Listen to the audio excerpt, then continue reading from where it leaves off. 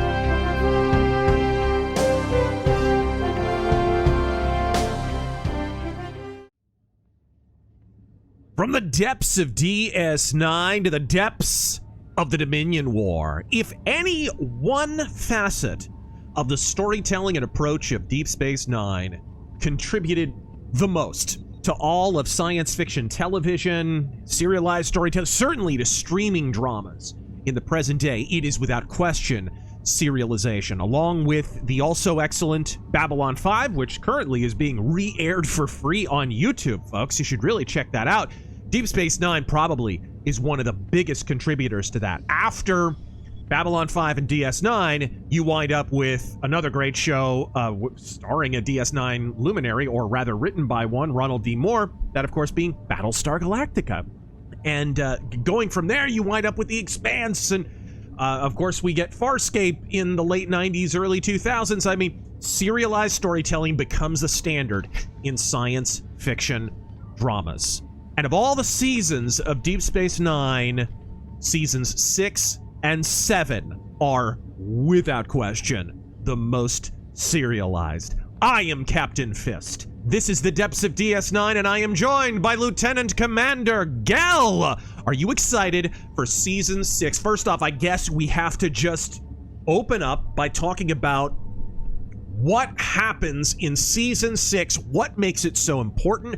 I just did a video on why season 5 is peak Star Trek.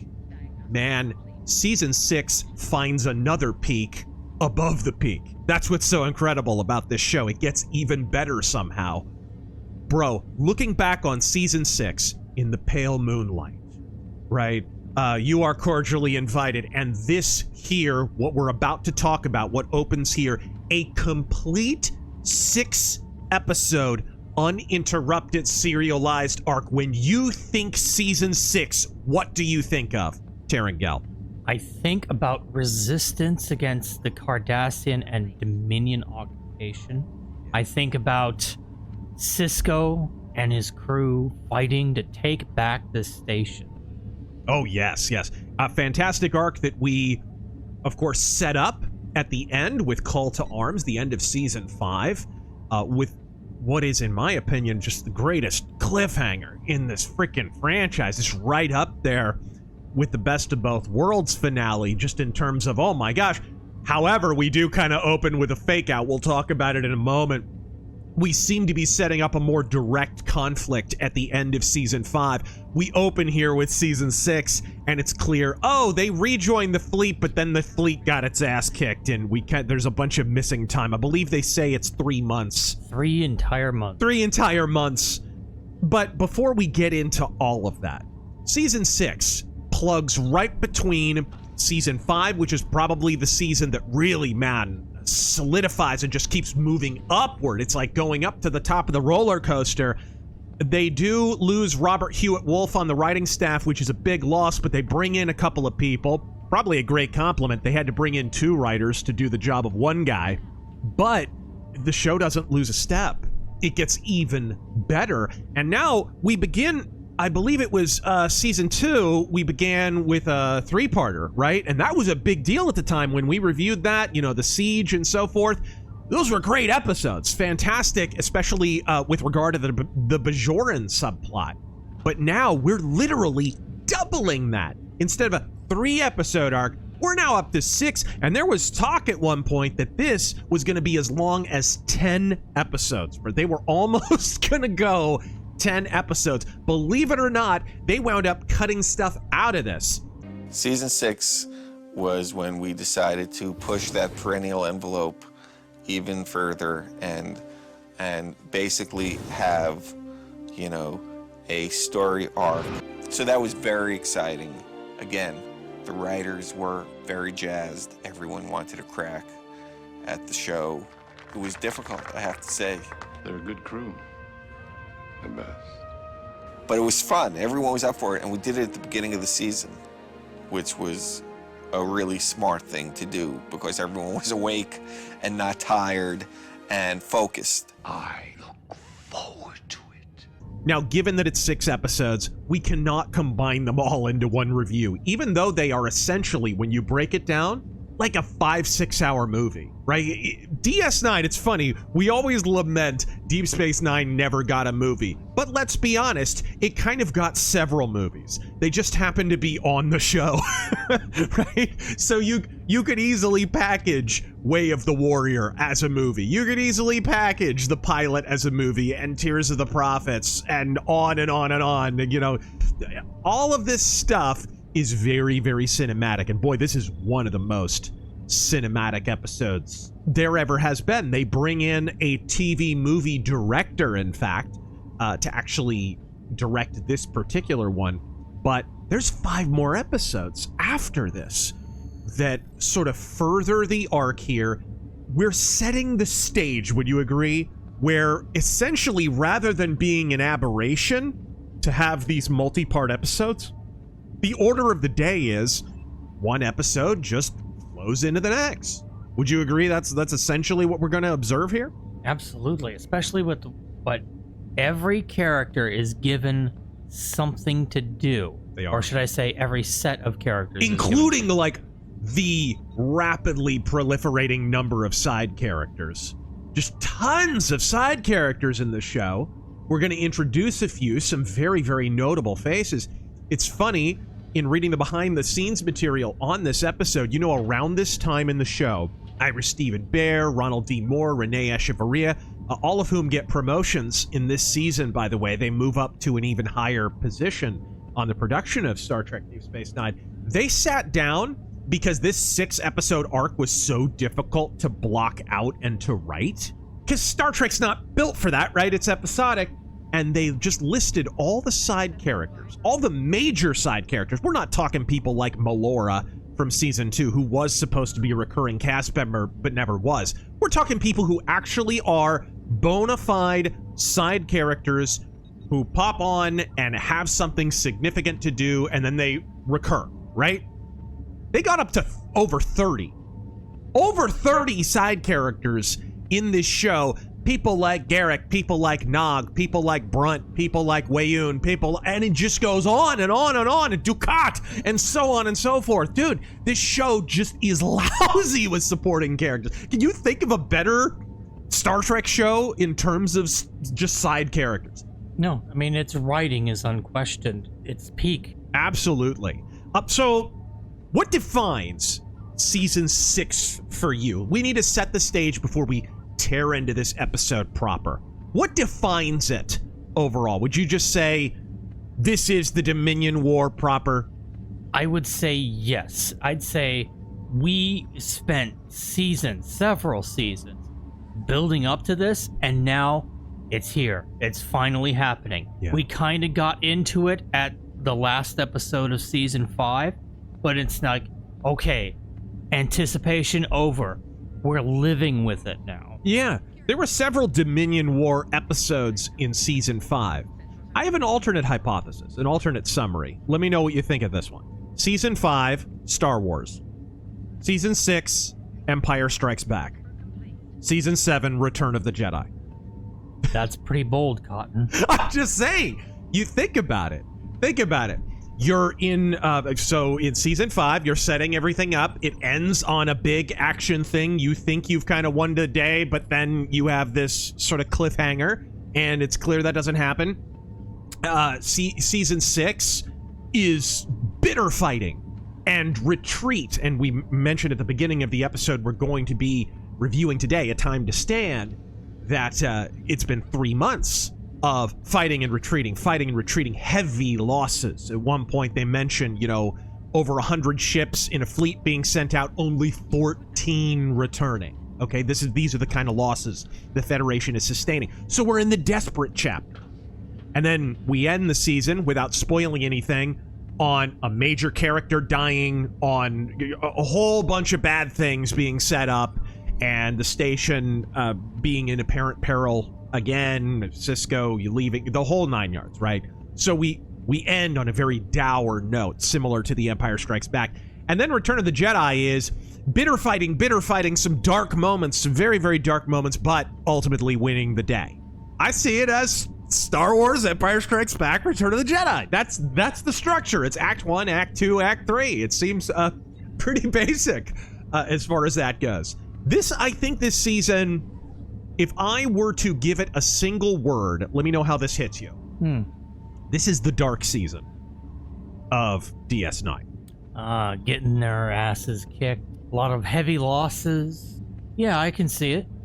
We have episodes like Behind the Lines, In the Pale Moonlight, where the ideals of the Federation come into contact with realpolitik. Indeed, I would say that's probably the recurrent thematic element this entire season. This is the season, rather, where Bashir, man, does Bashir ever grow as a character over the course of this season? He's not the chatterbox he was in earlier seasons. He's now much more self-possessed. His secret is out. The cat's out of the bag. I don't know if you caught it in his performance. Like, he's way more self-possessed, Alexander Siddig is, in his performance as Bashir. Even this opening scene in this episode with Garrick and him, like, you can just see the association between the two. Bashir's behaving differently, right? But his spycraft, shall we say, I don't want to spoil it until we get to the episode, but that begins to be introduced in this season. So we're getting not only to the darker side of the Dominion War, we're getting to the darker side of the Federation, where ideals are finally meeting the sort of oxygen of realpolitik, of the reality of fighting a long-term, full-scale war, and what the cost in resources, in humanity. Believe it or not, there was another subplot. There were several subplots that were completely cut out of this 6-episode arc, and we'll talk about them because they're not technically part of the episode. But one was going to be that Cisco, so early on you kind of get a little bit of a teaser here where Cisco is removed from command of the Defiant, and you think, oh my gosh, who the heck are they going to put in his place? Of course, there's a different wrinkle to it that we'll talk about in a moment. But originally the idea was they were going to pull Cisco off the front lines, and now he was almost going to be in more of a commander or admiral role, and he was going to actually have to be sending people out to go die on the front lines. And so the real arc for Avery Brooks as Cisco was going to be, how does he deal with the reality of he's essentially authoring a young man's death warrant every time he sends him to the front line? That was essentially going to be the arc. And then another B plot that was, again, cut out of this 6-episode arc. Where it would have fit in, by the way, we don't know, because there was a confused process in sort of fashioning all of this. But Dax, it was going to center around Dax. And this actually sounds like one of the more interesting things they could have done with Dax. So, of course, they don't do it and substitute it with her hopping up and down on Worf's dick instead. But her arc was basically going to be she takes control of the Defiant. And in the process of taking control of the Defiant, some of her hosts who had been combat pilots and soldiers and warriors, and even Curzon had palled around with the Klingons and all that, were gonna sort of over-assert themselves so that Dax almost falls in love with blood and death and fighting. and sort of loses herself and has to be called back. Like, Jadzia herself has to reassert her personality to sort of put those... Again, interesting ideas, dark ideas that very much fit in with season 6. But what are your thoughts on all of those and where those could have gone? Those could be whole episodes in and of themselves, to be honest. God, that alone could have saved RazörFist Dax at as a angelfire.com. It really could. If you didn't even have to go through that whole dark path or whatever. Just making her the commander of the Defiant would have done so much for her. It would have. You know, she's the science officer, but she's... Oh, man, it's tough.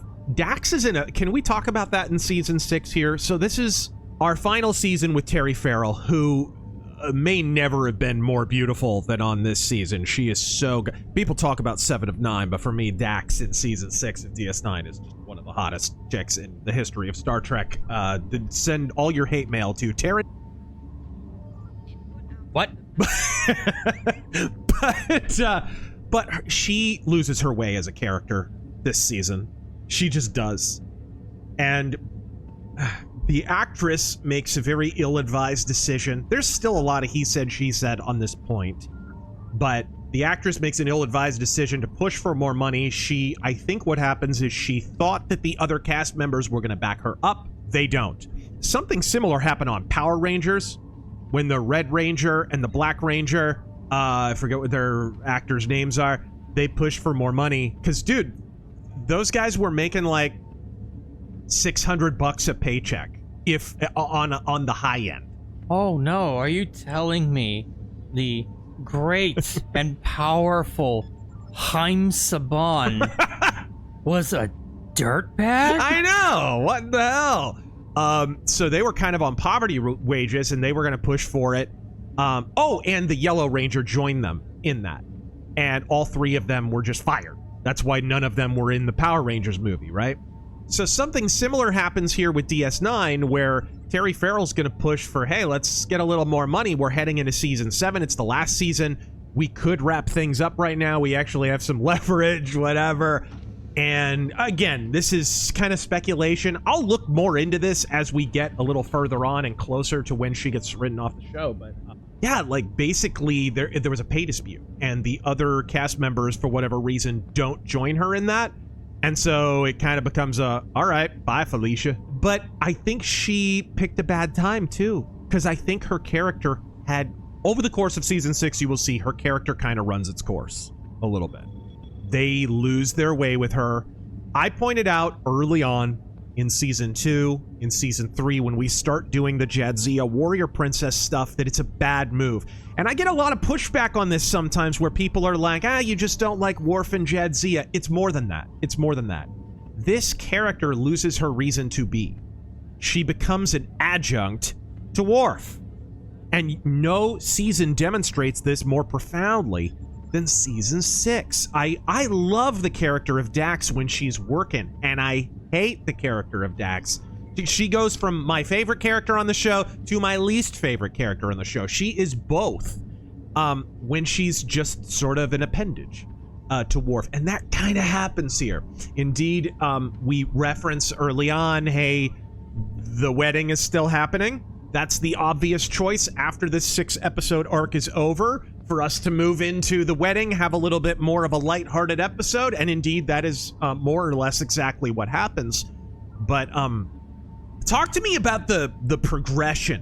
What character would you say over the course of season 6 that you can remember progresses the most, and what character would you say regresses the most? The regresses, that's easy. It's obviously Dax. Yeah, I totally agree with her losing her purpose. She does. It's like everything after the wedding just sort of, she just lays there, and there's not much else to do. I think the writers kind of ran out of stuff to do with her. And it's funny because you watch the documentary, What We Left Behind, and they say, we found Dax's voice after she was Action Girl. But I think you wind up in a situation where Bashir almost becomes the science officer because he's got a genetically engineered brain. So you can see over the course of this episode, Time to Stand, Bashir's doing calculations in his brain. This is Dax's job. This is Dax's job. This is the character she's supposed to be. And you can't have her be action girl. Why? Because Kira already is. So she's a peripheral. She loses her purpose and her center, and so they increasingly just keep attaching her to Worf. And that's no place to be. Dax preceded Worf on this show and should have been given the proper attention. Attended to that. I don't know. Who would you say is most improved? That one's tough. I feel like characters like Cisco and Kira and Odo, they have a steady pace at which they've always developed throughout the series. Yeah. If I had to say who accelerated in this season and became something more, I think my answer, it might be a tie between Bashir and Jake, and I'm gonna lean towards Bashir. Yeah, Bashir really levels up. The last 3 seasons of this show, Bashir really pays off as a character, which is probably evidence that the writers knew what they were doing and were able craftsmen, because that was the original conception of Bashir. Right from the beginning, the idea behind him was, let's make a first for Star Trek. A character who doesn't start out as the character he's going to be by the end. That's the entire premise for Julian Bashir. In fact, there's clips, if you want to put it in here, from the first season and second season documentaries where they're talking about that was the whole idea behind making Bashir was, oh, he's the tenderfoot to start with. And then by the end, he's going to be the gunslinger out on the frontier. He's actually an able pioneer out on this galactic frontier town, right? So I would agree, he grows a lot. I would add another one, and it's going to be a very popular choice, but it's a popular choice for a reason, and that is plain simple Garrick. Garrick evolves in a lot of ways this season. He's been interesting right from season 1. One of the things that blew us away while reviewing here on the Depths of DS9, correct, was that, holy shit, they introduced Garrick right away, didn't they? Yeah. And he was interesting right away. Like, he pretty much... But that's what's so amazing about season 6.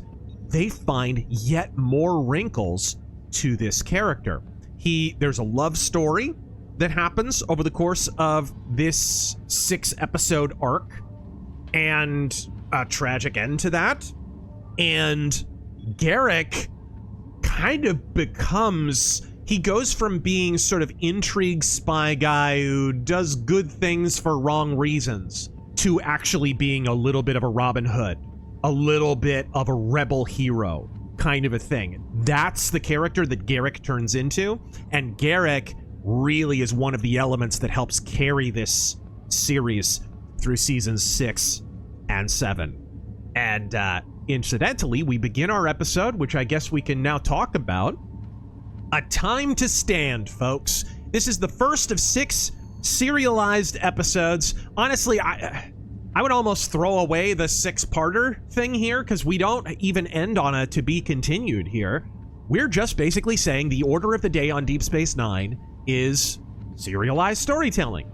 There will be standalone episodes like the wedding episode and Ferengi episodes and whatever, but hey, Babylon 5 does the same thing. Nobody says that show's not serialized, right? Babylon 5 had a complete serialized story arc, but then it also had these single standalone episodes that were sometimes good, sometimes bad, whatever. It's just Star Trek happens to do the exact same thing here. So, yeah, we actually begin by recapping. We thought... So, I want to ask you, Taryn, how did you feel about the fake out? Because we kind of do fake out. It's a little bit of a... Yeah, at the end of... You know what I'm talking about, right? The end of season 5, we join the fleet, and we think, oh, the battle's happening. We open up season 6, and there's the fleet, and they're barely hanging on to life. How did this come off to you? And explain it for us for a moment. It's a little bit of... I mean, you expect, okay, it's a little bit of... hey, you know, you sold me this, but you gave me this. At the end of season 5, you expect, okay, we're going straight there, we're going straight back, it's war straight to the station. And then you find out, 3 months have passed, and we've been in skirmishes left and right, and we're getting our ass kicked. Yeah, off-screen action is never the best. Yeah. Never the best. But I do like the time jump and whatever does, I have to say in its favor, does create almost a post-apocalyptic element to it, where it's like, wow, the Federation is like really on the ropes. They're essentially on the losing side of the war. And indeed, when Dukat and Wei Yun are talking a little bit later, they both acknowledge, yeah, they're winning. They're winning. But Wei Yun does add the caveat, yeah, but we won't be winning for much longer if we don't get reinforcements from the other side of the wormhole. Not just reinforcements, something very specific. Yes. They are running out of drugs. They're running, yes. they're running out of trucker crack for the Jemadar. What about the wormhole? You assured me that you would be able to dismantle the minefield within a month. That was 2 months ago.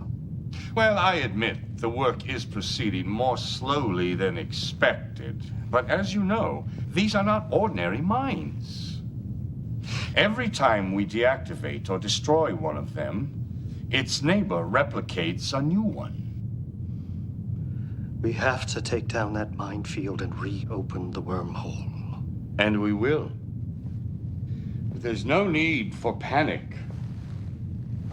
We are winning the war. For the moment, yes. But to defeat the Federation, we're going to need reinforcements and new supplies of Ketracel White. Soon. And so they need more Ketracel White. I pointed out to you while we were watching, man, that is quite an oversight.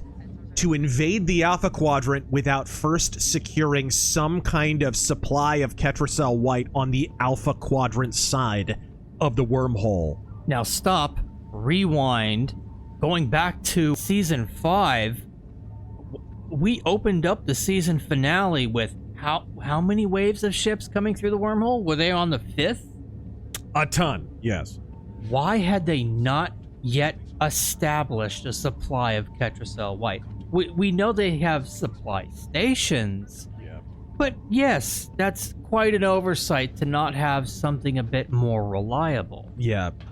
It's crazy. I have seen this episode more times than I realized, because, like, I'm sitting here watching it, can I just say, and I'm, like, quoting lines and stuff, and I'm like, oh, I remember how he delivered that line, and man, what the heck?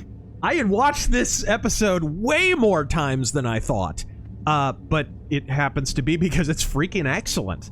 Right from the fore with freaking O'Brien talking about, you know, it's been 3 months of running from battle to battle. We can't possibly sustain these losses any longer. Bashir, of course, shows up on the bridge and mentions... no, yeah, actually, sorry, that's where we jump straight to Garrick being treated by Bashir in the infirmary, and we get a little bit of a recap of Bashir's genetically engineered brain and how he's kind of turning a little bit more Vulcan, which is, again, that's sort of what I was referencing earlier. It came off as, hey guys, do you remember that Bashir is genetically engineered? Because he's genetically engineered. Yeah, a little bit. However, I'll say in its favor, Alexander Siddig is acting different. So Garrick commenting on him acting different makes sense because it actually plays into his performance. So it comes across a little less like previously on X-Men, right? It's not quite that. Bashir does in that scene do some quick mental math on their odds of survival, and what do those sum up to? I don't know. Let me check Polymarket. Right. About like the Republican Party in the upcoming primaries. Oh, which way is Pelosi leaning? Yeah, exactly. Which way is she betting against? Ever since it's become public knowledge that you're genetically engineered, you've used every opportunity to show off. I have nothing to hide anymore. I might as well use what I have. Well, what are our chances? Over 50%? 32.7. I'm sorry I asked. You're certain about that figure? Do you want me to take you through the entire set of calculations? Not really. Genetically engineered indeed. 32.7%, folks. 32, and that does not dissuade Garrick from his irascibility. And he essentially calls him out as such. I love this setup here, but man, we jump from scene to scene to scene. We're basically checking all the major characters off in these opening scenes, if you really break it down. And funny enough, we haven't even gotten to the Dominion side of the conflict yet. But we jump to Martok checking back in with Worf, and, you know, Sisko's sort of commiserating with Dax, as he often does, because Dax still kind of takes on that half-assed advisor role because of her previous host of Curzon. They show up, and she jumps into his arms. We kind of get the reminder that the wedding is coming up. Oh, you've scheduled the sacrifice of the Targ in the wrong place, and what have you. And but basically, this entire scene is to set up how dire things actually are, right? Ultimately, Sisko's waiting on word of, it's the 7th Fleet, right? Yeah, the 7th Fleet.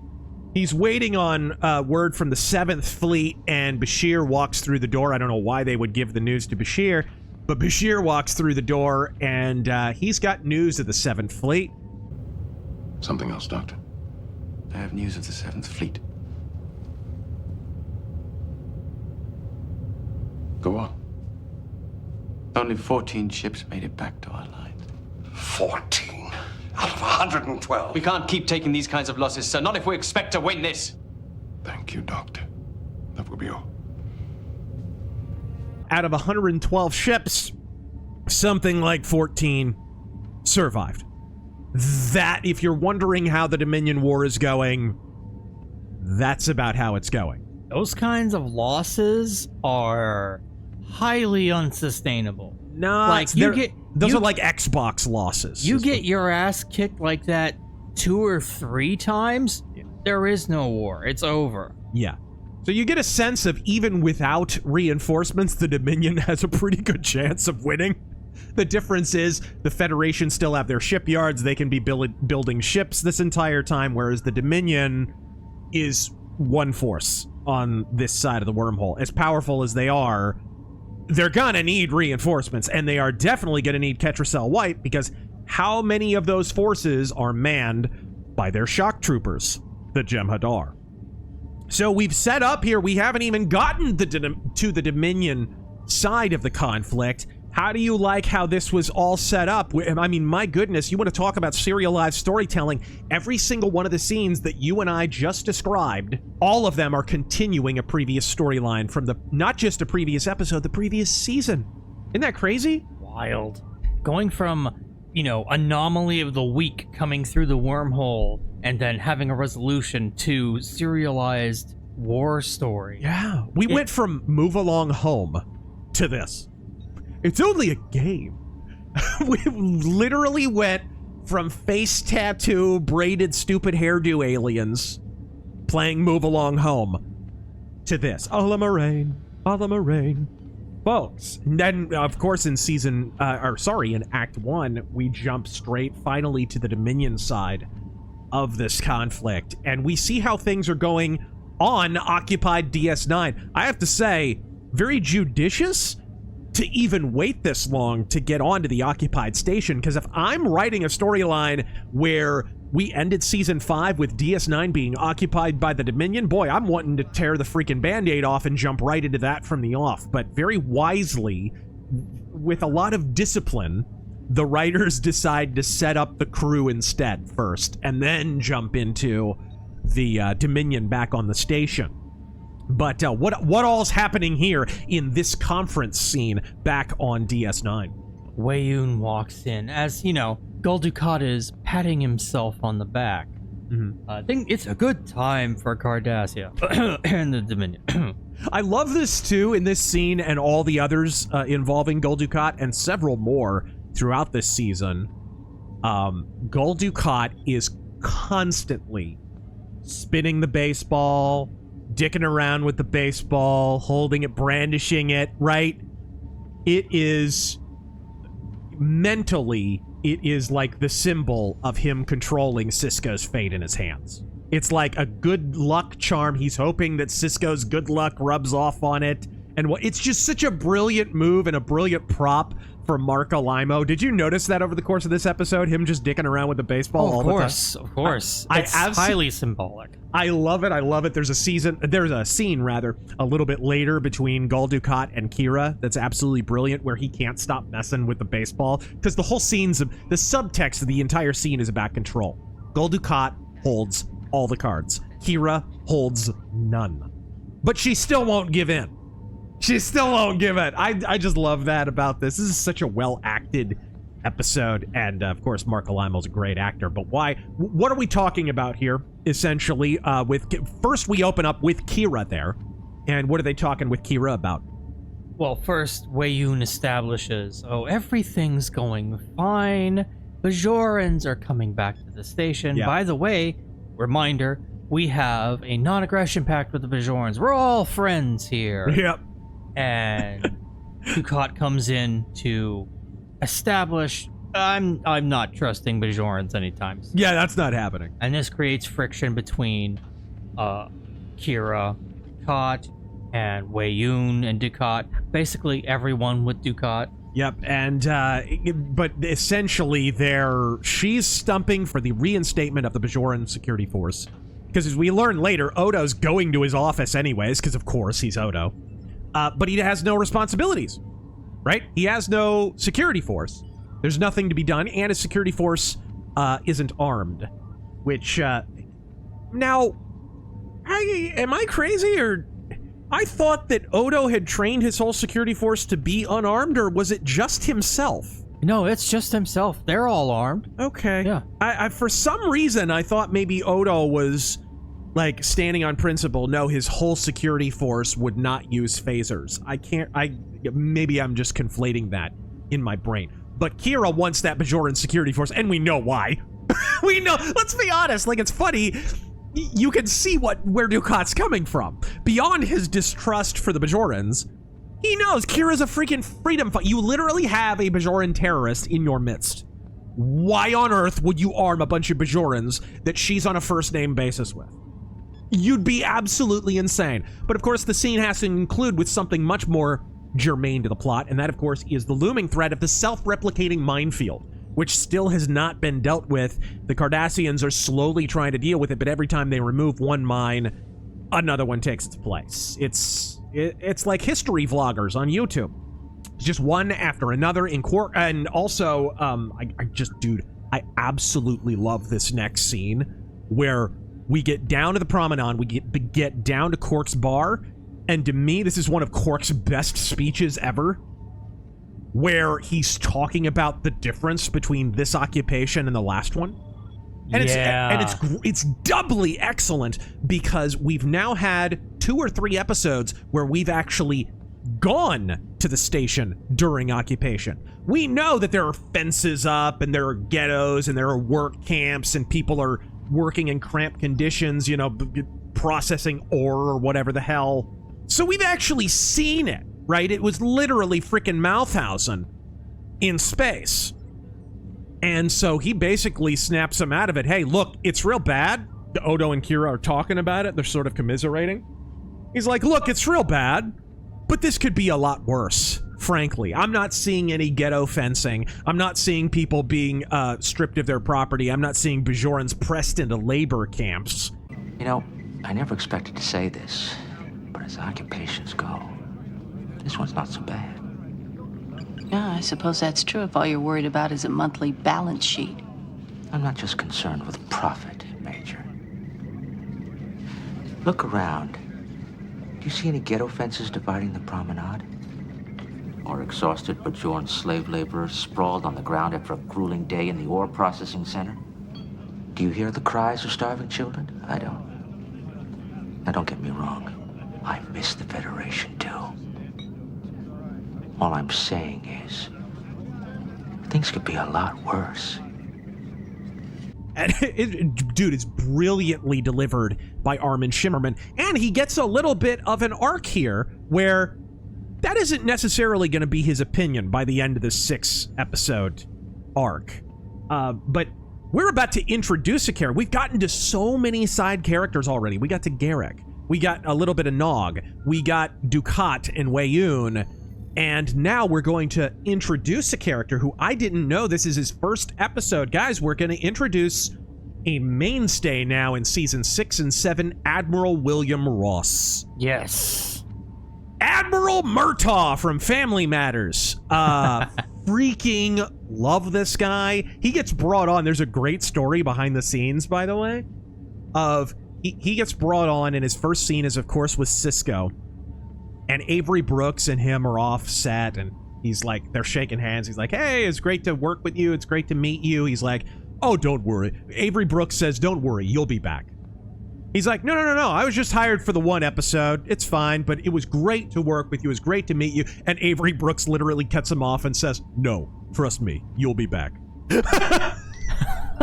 And pretty much, I don't know if that means Avery Brooks called an audible, or willed it into existence. Willed it into existence as the emissary. Who knows? We get some interesting revelations about the emissary in this season, by the way. But yeah, I don't know what that means exactly, but I think more than anything what it means is he's a great freaking actor, and he does a great job as Admiral Ross. We've had a number of different admirals. Admiral Resting Bitchface was in a lot of episodes for a while there. Yeah. I cannot see her carrying off this role. No. I don't think she would have been the same sympathetic figure. The actor, William Ross's actor, he actually talked about doing a bunch of like preamble. His name's Barry Jenner, by the way. He talked about doing a bunch of preamble and research for the character. Like, okay, I knew that when people go in to read for an admiral in Star Trek, they're just thinking, be really severe and say the lines and remember them all and what have you. But he actually baked in a backstory. He was like, what's going to set me apart is giving me a little bit of a backstory. So the idea is he's been doing this a long time. He's the wartime admiral. He's the guy they bring in when there's a problem with the Romulans, when there's a problem with the Klingons. He's the guy they brought in for Setlik 3, right? This is a world-weary guy, and he's not looking forward to sending a bunch of young men to their deaths, basically. And so that world-weary delivery was baked into his actual dialogue, his cadence. And you can see that. Watching this scene, watching all the scenes with Admiral Ross, you can see that. He's more of a sympathetic kind of a, I don't know, beleaguered, bedraggled admiral. And actually, as we get into season 7 and such, that's going to become a very important character trait with some of the big twists that are happening. But speaking of Cisco, he's been avoiding something for some time. And what is that? Apparently, he's been called to Regular One, by the way. Yeah, he's been called away from... That's why the Admiral is... Sorry, I think I got distracted there. He was called off of the Defiant. We think, what the hell? They're pulling him off of the Defiant. What the hell's going on? He's called to Regular One, which is... well, actually, what is it called in this? Starbase 375? It's Regular One. They freaking stapled a few dinner plates to it and called it a different space station. I called it when we were fucking watching the episode. He did? Is that Regular One? Yeah. He was like, is that the space station from Wrath of Khan? I'm like, yeah. But it actually was. They dug this freaking space station out of Paramount storage and just slightly changed it. They added a few things onto it and boom, you got a new space station. So they get called back there. And anyways, what has he been avoiding and what does he do as soon as he gets there? He has been putting off the very important phone call to Grandpa. Yep. Oh, to Boo Radley. So, funny thing, I had to abandon the station. And my son. Yeah. Went out for a pack of Newports. Just freaking... Anyway. He rings up Dad. He rings up dear old Dad, who hasn't been in the show in a while. It's been a while. Like a couple of seasons, maybe? Yeah. You did what? Dad, it's not quite as bad as it sounds. You mean you didn't leave my grandson at the mercy of a vicious, bloodthirsty enemy? Well, no. I did. Then it's certainly just as bad as it sounds. Dad, it was not my decision. It was Jake's choice to stay behind. Oh. So now you're going to blame this on Jake? I'm not blaming Jake. He's not a child anymore. He's responsible for his own actions. But it's nice to see him back. Very famous actor, very respected actor. And Star Trek regular. Yes. Regular's still on my mind. Yes! And he is breaking the news that he wasn't able to get Jake out. Jake decided, over his objections, to stay behind and be a journalist. By the way, this pans out big time for Jake's character. This 6-episode arc is great for Jake, personally, but we don't see a lot of that in this first episode. But basically, we learn that back on Earth, the news is kind of padding the casualty statistics. I know, communist propaganda, you're shocked. But even space commies have commie propaganda.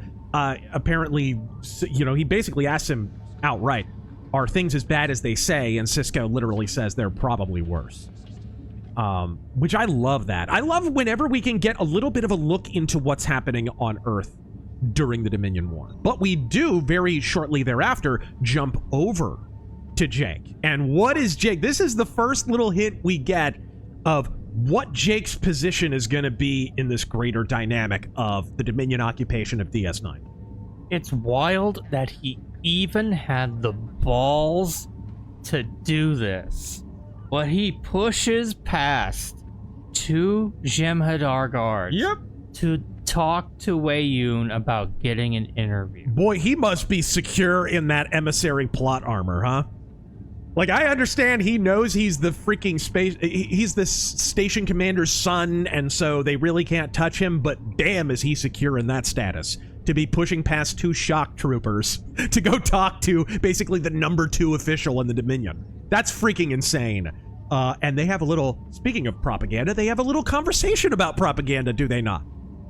Just a little. So, Wei Yun says, I'm not going to publish your shit. I'm not going to let your articles go back to Earth because they're too biased against the Dominion. and you fake space news. And Jake looks at him and says, well, I'm not going to publish propaganda for you. Yep.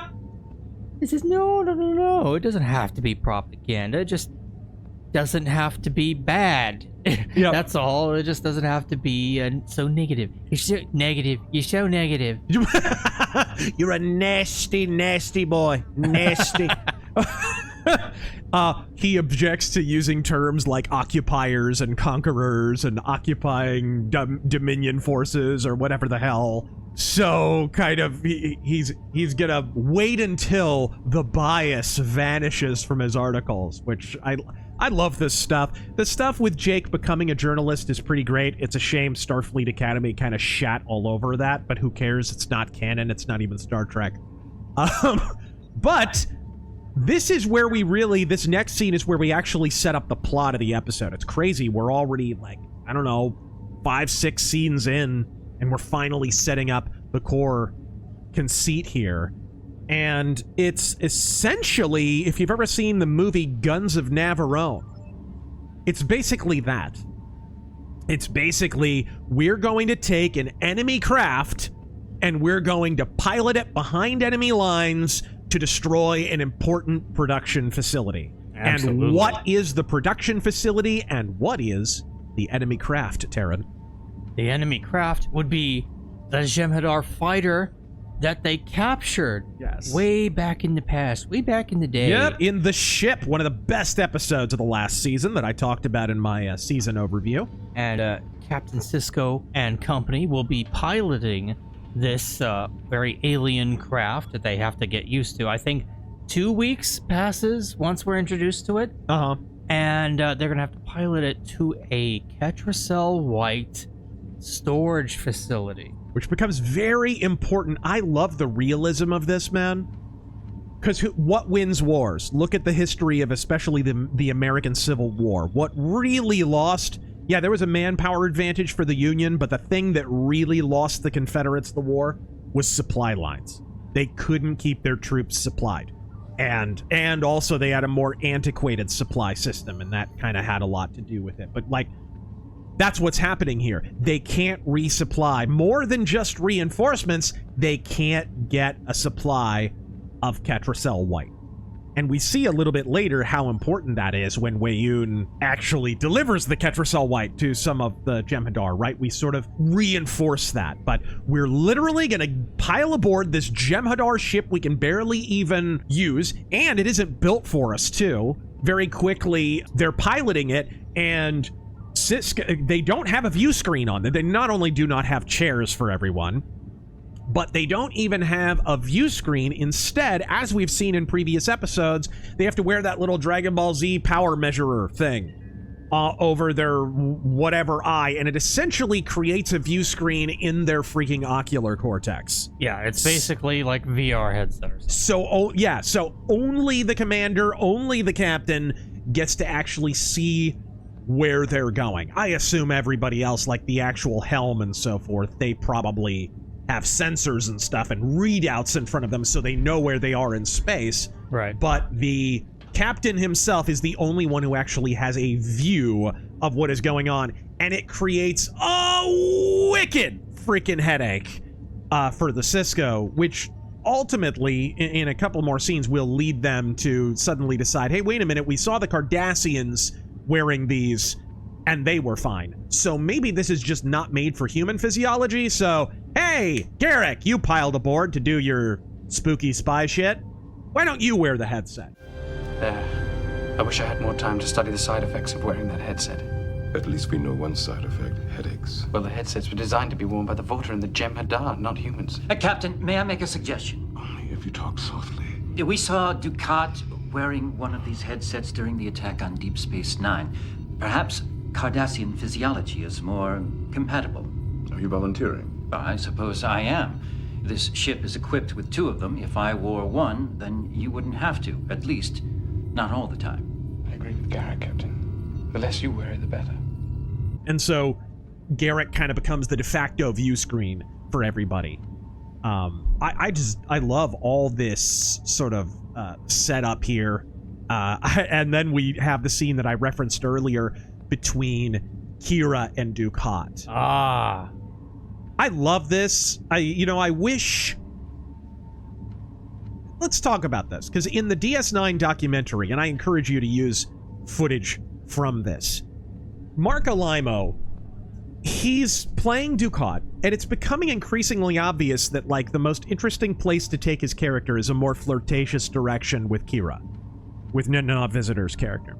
And so we see a few episodes of that, where they're a little bit closer and they're whatever, but it's mostly just, oh, they're working together to survive, and she learns not to try to kill him every single time she sees him. That's about as far as we get with that. But by season 6 here, I think they probably had the talk. Do you know what talk I'm referring to? Yes, I believe, So at some point, Ira Stephen Bear admits to this in the documentary. Again, I encourage you to use a clip of this, where Nana Visitor says, you approached me and said, we're gonna put you together with Dukat. And she freaking flipped her shit. I couldn't find it in Kira or myself to forgive him, to form a romantic relationship or any of the other things that were hinted at the time. And this was where I just dug my heels in and said no. Mark Alimo, who played Gul Dukat, would do this dance of wanting it to be romantic. This woman could not forgive what he had done.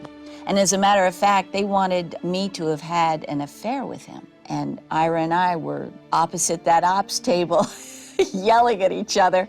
And he heard me. He heard what my arguments were. But what happened is a week later, he said, well, so we got that script in. And no, you're not having an affair, but your mother did. So it's like... I could make things very pleasant for you here, Kira. You know, Dukat was a pretty sexy guy. He was a pretty sexy character. He was always on the make for her, and she always pulled away.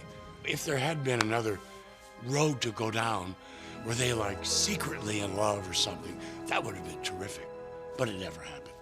I remember you came to me and you said, get ready for the next script.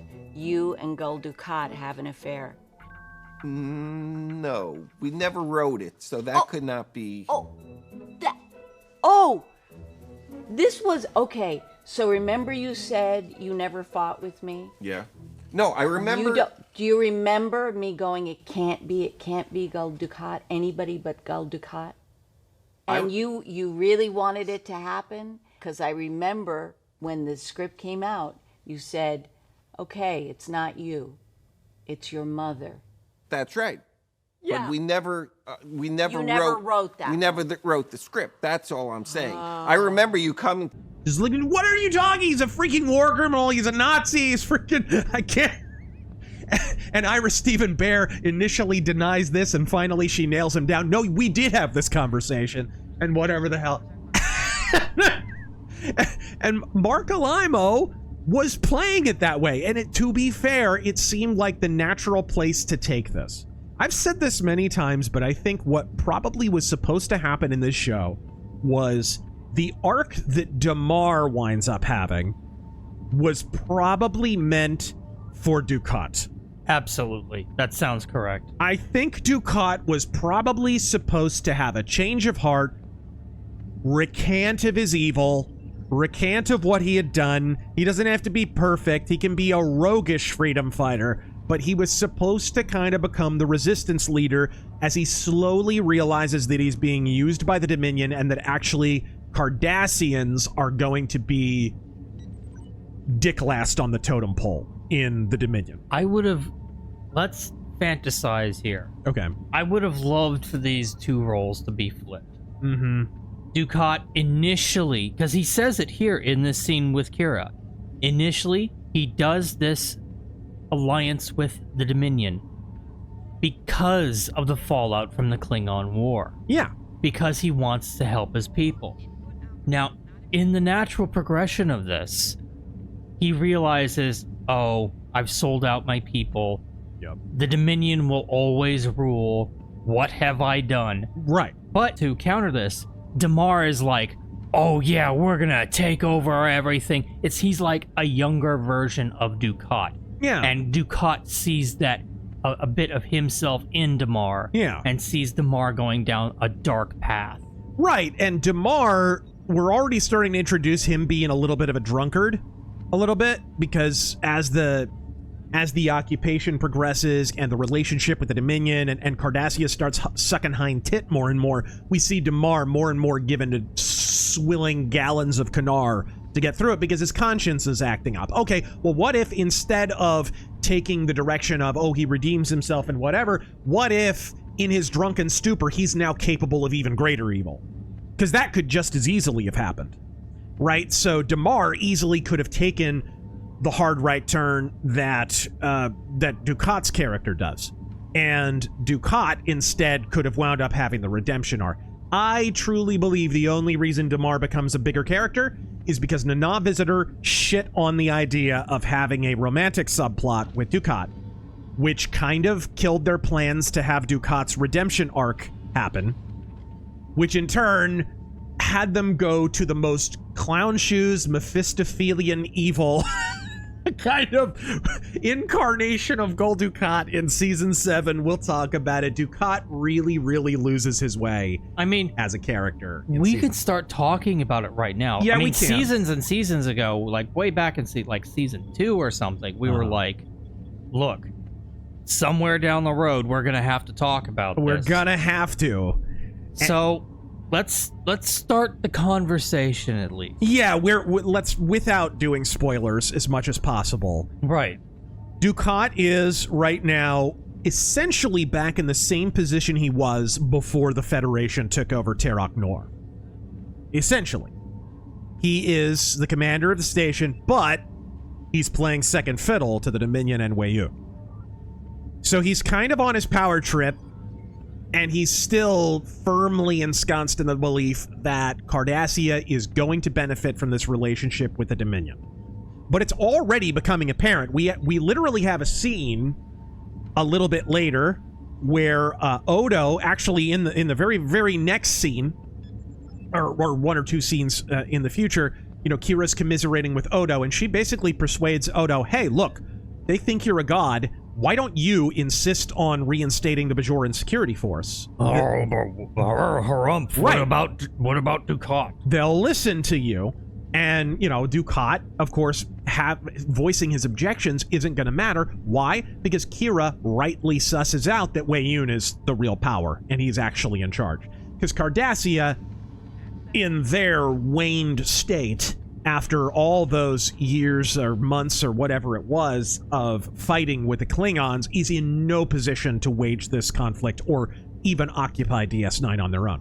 So she rightly ascertained that Dukat would be cowed by Wei Yun. And indeed, in this scene where Odo formally requests that, Wei Yun immediately capitulates, you know, whatever, and immediately Damar voices his objections, and then Dukat voices his objections. Again, you can see with Damar, couldn't you see him going in the Dukat direction in that scene? Couldn't you? Because he seems like he's the hardliner. But anyways, so they voice their objections, and what does it matter? It doesn't. Wei Yun overrules them. Why? Because he holds all the cards. So you can clearly see this dynamic developing. I think Dukat was intended to be that kind of rebel figure. And unfortunately, by the time we're talking about this 6-episode arc. It's the 6th episode of this arc where the first beginnings of Dukat falling apart as a character start to happen. Yes. We won't spoil why, but a pretty major trauma occurs for him, and Dukat, he still has some great episodes after that, but especially by season 7, he is not the same character. What would your ideal have been for him in lieu of what we wind up with? I think inevitably, like I've stated, ideally he should have been the rebel. He should have realized his mistake in trying to not just try to save the Empire, the Cardassian Empire, but to, I mean, let's face it, there's a little ego in there too. Mm-hmm. He wanted to be in charge again. He wanted to get the powers that he felt he was deserved. Yep. After everything he'd been through and sacrificed. And by the way, I don't think you have to upend Nana Visitor's objections. Because I don't know that it's believable for them to have a romantic relationship necessarily, but you could have gone a different way with it. Okay, if I'm writing Deep Space Nine, instead of them having a torrid love affair, what if Gul Dukat is infatuated? She doesn't believe him. She softens a little bit on him as a person because he's doing things now with the rebellion and so forth. He's essentially become the Cardassian version of Shakar, when you really break it down. And so she fell in love with Shakar, right? So she's naturally going to have a little bit more admiration for him. But what if, look, he's a war criminal.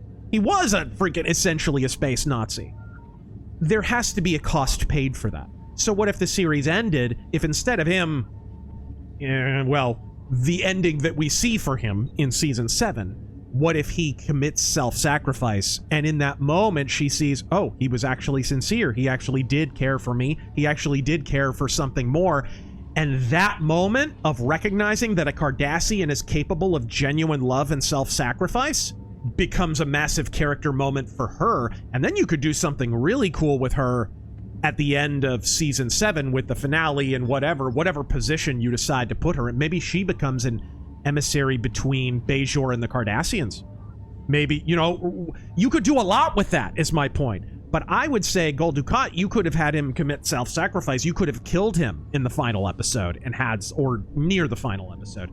And that would have been an interesting and satisfactory arc for Dukat. There was a lot of stuff you could have done other than what they did. I get it's Monday morning quarterbacking. These guys had a huge workload. They're making 23 episodes or something like that per season. That's a lot of television to write, folks. It's easy for us to sit here in our armchairs after the fact and say, oh, they should have, could have, would have. But man, in retrospect, there are so many missed opportunities with Dukat here. And episodes like this, A Time to Stand, where Dukat shines so bright. They remind you of what we could have had. You know what I mean? See, even if Nana Visitor didn't want there to be a relationship, it's not like it had to work. Right. And there are different kinds of relationships. Right. Like him raping her mother. I mean, but anyway. We'll get there. Allegedly. Allegedly. We'll get there, folks. We'll get there. But meantime, the Jem'Hadar attack vessel with Cisco at the helm, or is it Nog at the helm? I forget. They are still behind enemy lines, and it isn't long before they come into contact with one of their own. And they are intercepted by the USS Centaur, which is a... what kind of ship is that? I believe it is actually called a Centaur class. It looks a lot like the original Enterprise, like Star Trek Enterprise, the show. Kind of like a little structurally and everything, and with the junkiness. It's a cool looking ship, though. It's a cool looking ship under the command of one Charlie Reynolds, who Cisco already knows, and of course they immediately open fire because it's a Jem'Hadar attack vessel. And so instantly we're thrust into a commercial break with a sense of peril. When we come back, they're trying to figure out how to outrun them. We don't want to open fire. We don't want to attack our own people. Plus, I mean, I don't know why. I mean, what's one more war crime for the Cisco pile? Let's be honest. But they refuse to fight. Finally, they do decide to fire back. And they think initially like, wow, did we hit something we weren't aware of? Because they wind up breaking off pursuit. But we find out very quickly why Charlie Reynolds broke off pursuit. And why is that, Taryn? Because friends showed up. Several other Jem'Hadar ships show up. They fly right by Cisco and company. Yep. Because, fuck them. And go straight after the ship, trying to chase Charlie out of their territory. Mm-hmm. Yep, and it's a shame we didn't get a little bit of interaction with him, because I think the captain, Charlie Reynolds. No, we'll never even see what he looks like. Yeah, I don't even think he winds up showing up in an episode, but nope. It's cool. And then we kind of end that little sequence with everyone wondering, gosh, I hope he's going to outrun those Jem'Hadar. We can't blow our cover by coming to his aid. Although, honestly, if you reanalyze the situation, a Federation ship and a Jem'Hadar ship against two Jem'Hadar attack vessels, they could have won. They could have won. I would imagine after he opened up on the Jem'Hadar ships, Charlie Reynolds would have caught on, turned around, and joined the fight and helped them. I don't know. This probably could have been solved more satisfactorily, but Cisco points out, hey, Charlie Reynolds has gotten out of tougher scrapes than that. He'll be just fine. But anyways, we got bigger problems. And that is that we finally get to the facility. It's interesting, if you look at the early concept sketches of Deep Space Nine, so as I'm going to point out in an upcoming video, the original idea for the Deep Space Nine station was not necessarily as a station. It started out as a colony down on a planet. It was just sort of a regular village. And then it became a floating colony on a planet, kind of like the Cloud City from Empire Strikes Back. And then that evolved into, well, what if we put that landmass in space, and then it became an asteroid base, right? Then eventually it becomes a space station and what have you, the more traditional look of Deep Space Nine as we know it. But if you look at the production sketches for the asteroid base version of it, that's essentially what this Ketracel White facility is. I think they more or less reused some of the production sketches for this, but it looks pretty cool. They pull up in it, and they're monitoring communications, and they see kind of what the rigmarole is. Okay, they're requesting several million tubes of, or several thousand, or whatever it is, of Ketracel White, and then the force field opens, and they're allowed to go in, and then they beam down empty tubes, and then the filled tubes are beamed up to them, right? They figure out what the routine is. But very quickly, there comes a complication, doesn't there, Taryn? Just a bit. So, they arrive at the station, and there's a line. Of course, there's always a line. Naturally, they take a number. It's like the DMV. But when it comes their turn to refill their Ketracel White canisters, by the way, the plan is to beam down the empty canisters. Yep. One of them's not going to be empty. It's going to pack quite a punch, let's say. O'Brien, I know, the Irish guy gets the idea to have a freaking IED in there. Gosh, that's odd. That's strange. Apparently the space station is full of Protestants. I don't know. Typecasting. Yes, anyway, right. So they pull up, they beam down their canisters, they beam up Ketracel White. Yes. And they request to leave. I've asked for 84 canisters of Ketracel White. Excellent. They're acknowledging my request.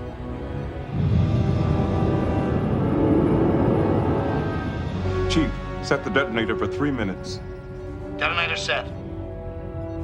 3 minutes. If it takes 92.3 seconds to make the exchange, that doesn't give us much time, sir. That doesn't give the Jem'Hadar much time to detect the explosive either. Commander, beam down the canisters. Canisters away. I hope whoever's in charge down there hasn't taken a lunch break. They've just beamed 84 canisters of white into our cargo bay. I've acknowledged receipt and requested clearance for departure. Good. Prepare to go to warp. Standing by.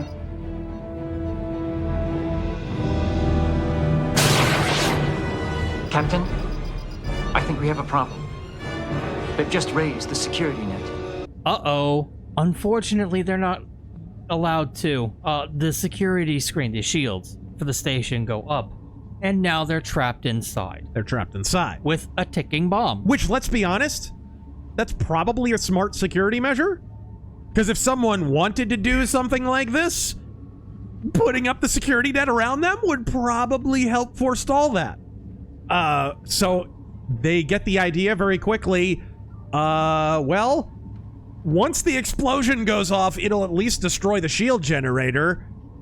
Will the shield go down before the explosion reaches us? And everybody kind of shrugs in unison, and then they realize and remember that, hey, wait a minute, we got a genetically engineered asshole aboard, and everybody looks at Bashir, and he's like, 2.3 seconds is how long you'll have. I just love it. Bashir's great in this episode. He doesn't have a lot to do, but he's actually great in this episode. So they get the idea that if they go to warp in time, they can outrun the explosion. Okay. Sure. Famous last words. Famous last words. But they, well, what happens, Taryn?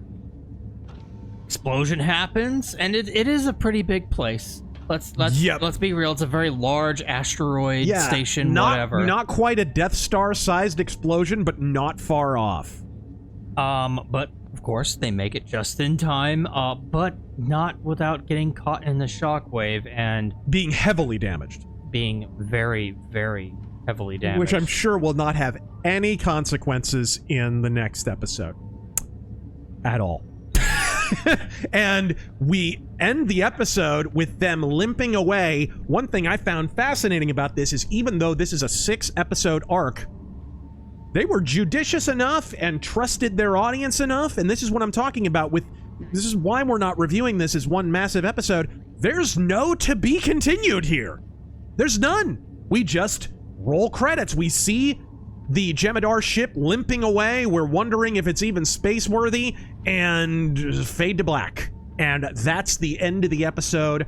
Dude, I feel like pretty much all we did was hit the plot beats and go on one or two asides, and it still took us forever. Why? Because they packed a metric shitload of plot into 1 hour of television. So much shit happened here, and virtually all of it was a continuation from the finale of season 5. This is a jam-packed episode, is it not?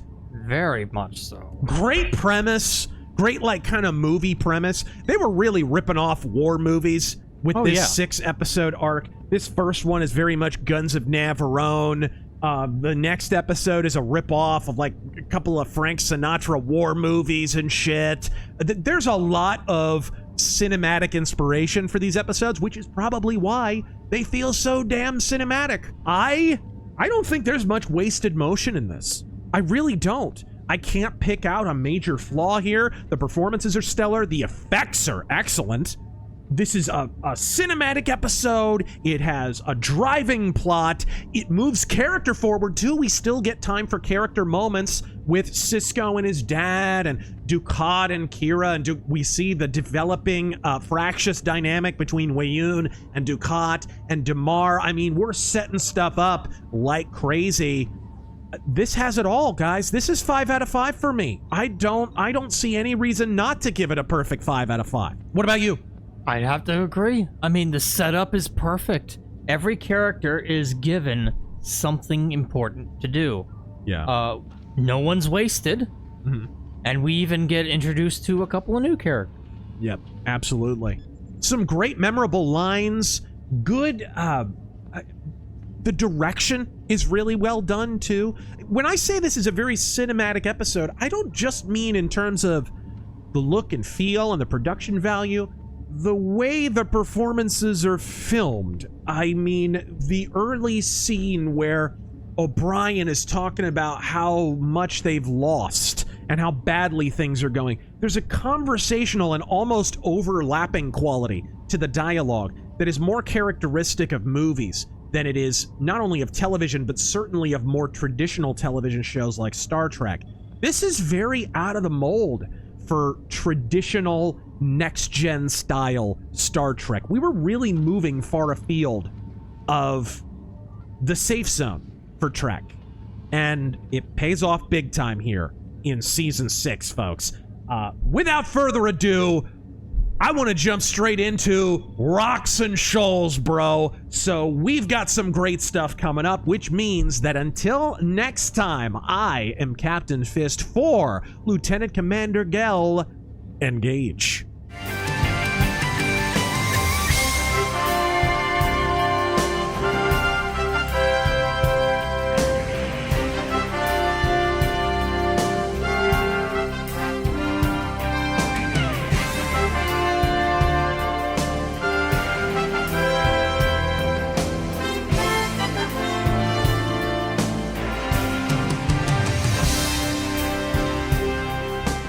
If it hadn't been Odo, I would have loved for it to be a Cardassian.